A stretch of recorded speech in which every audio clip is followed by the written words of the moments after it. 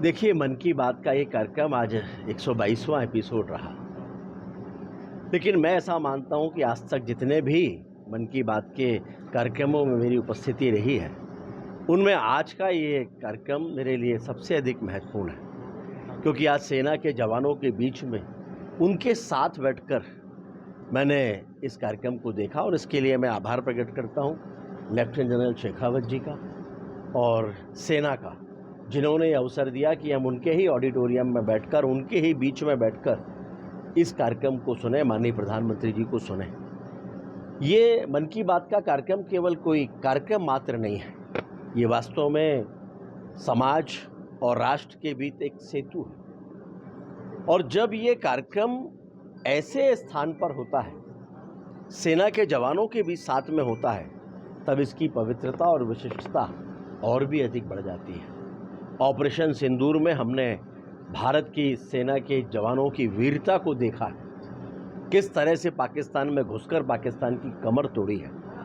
और ये सेना के ही जवान हैं जो हमें ये अवसर देते हैं कि हम इस तरह के जश्न मना सकें, हम तीज त्यौहार मना सकें, हम अपने कार्यक्रमों को सेलिब्रेट कर सकें, क्योंकि हमारी सीमाओं पर तैनात ये जवान अपने परिवारों की चिंता किए बगैर पूरे देशवासियों को ये अवसर प्रदान करते हैं। आज मेरे लिए ये बहुत महत्वपूर्ण अवसर है कि जब मैंने सेना के जवानों के साथ संवाद भी किया और उनके साथ बैठकर मन की बात के कार्यक्रम को सुना भी।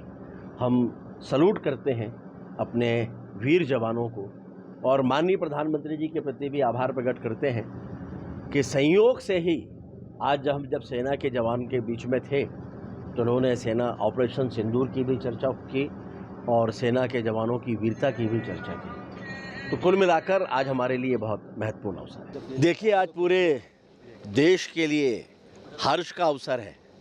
एक और ऑपरेशन सिंदूर की सफलता का जश्न देश मना रहा है, अपने सेना के जवानों की वीरता पर गर्व कर रहा है।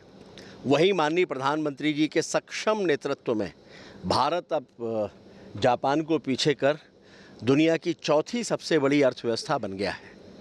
ये दिखाता है कि जब नेतृत्व सक्षम हो, दीर्घकालीन सोच हो, दृढ़ इच्छा शक्ति हो, तो इस तरह के परिणाम आते हैं।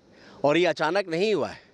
आप सभी को याद होगा कि माननीय प्रधानमंत्री जी ने चुनावों के पहले ही ये कहा था कि अब हम तीसरी अर्थव्यवस्था बनने की तरफ अग्रसर हैं और इतने कम समय में विपरीत परिस्थितियों के बाद, तमाम चुनौतियों के बाद, ये युद्ध की परिस्थिति जो अभी बनी थी, उसके बाद हम तीसरी अर्थव्यवस्था बन गए हैं। ये हम सभी के लिए गर्व है। और आज गर्व के इस अवसर को मैंने सेना के वीर जवानों के साथ भी साझा किया है, हमारे जो अग्निवीर हैं उनके साथ भी साझा किया है और सभी इसको लेकर गौरवान्वित और हर्षित हैं।